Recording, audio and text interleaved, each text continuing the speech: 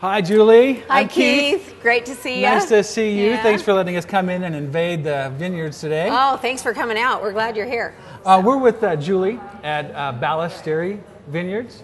And I was very happy that we could come here today because you've got this beautiful new facility to show off. We have the tasting room here, so we do tastings 7 days a week from 11 to 5. 7 days a week, eh? 7 days a week. We're always here. And then we also have a little event center here. Well, and you have a restaurant here, too. Yes, we actually serve small plates and lunches. I'm looking forward to that open. today. Yeah. I'm going to check out I know. some We're glad you're going to stay for lunch. Absolutely. Well, I know you guys work with a lot of our favorite people, the Tagawas. Yes, so because we came from, so we've got Welby Gardens, the Tagawas, and lots of the garden centers around because we used to be in the greenhouse business. So aside from grapes, I understand that you make wine from other things. Yes, so we're going to go down to the cellar and check it out and see what they're up to down there. I would love to see all of that. Let's go. All right.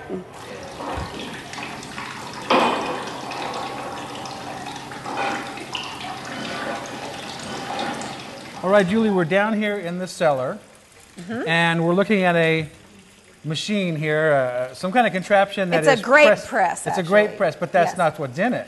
No, we have cherries in this grape press. Okay. So this is the time of the year when we're making our Colorado cherry wine. So this thing is squeezing the grape or the cherries somehow. Yeah, so it's called a bladder press, and so inside there's this big black bladder in there, and it has water pressure, and they fill it with water pressure, and it squeezes the juice out of the cherries. Then we pour it directly into the wine barrels over here. Okay. Do you add anything to the sour cherries to make it sweeter? We boosted them with sugar and water. Well, I know this is the finished product here. Yes, that's last year's cherry wine. What does it look like when it's freshly in the barrel? Let me show you. Let me show you what it looks like, because it's kind of exciting. We're really happy about the color this year.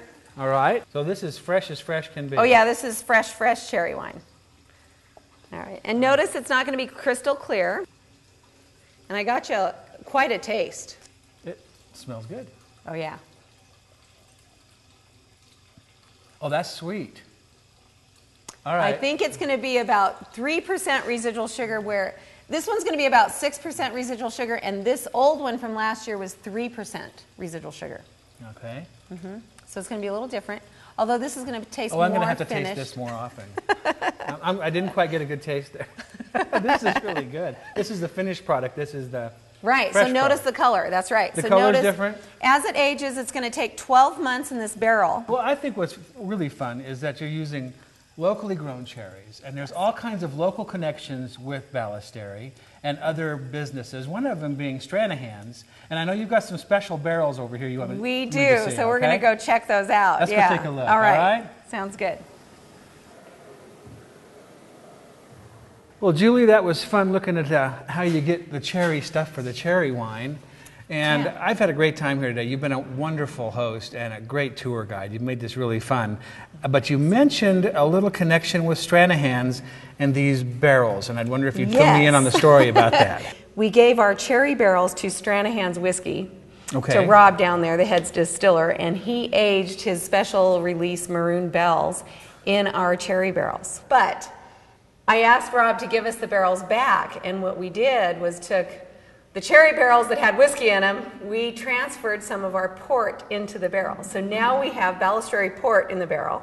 And he took our port barrels back, and he's going to do another special release. So when you taste the whiskey, you can taste that little bit of cherry wine coming through. Yeah. And we've already tasted the port just recently, and you can taste just a tiny hint of that Stranahan whiskey coming through in the port.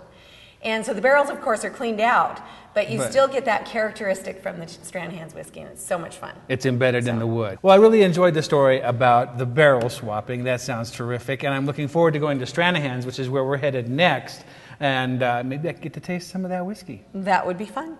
Cheers. Cheers.